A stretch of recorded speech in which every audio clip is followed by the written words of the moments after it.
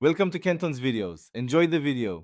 You begin by prioritizing villagers with consistent schedules and accessible heart events. This speeds friendship progress.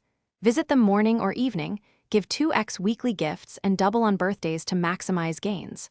Once done, track their likes and dislikes to avoid penalties. Make sure to accept small requests from the Help Wanted board and respond to mail. These add incremental friendship points.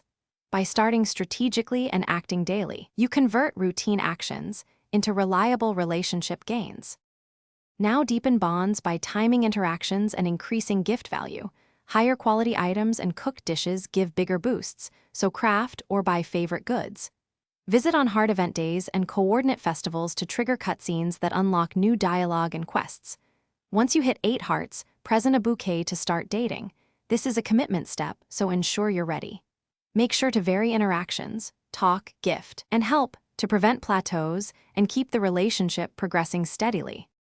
Finish by reaching 10 hearts and presenting the appropriate item for marriage.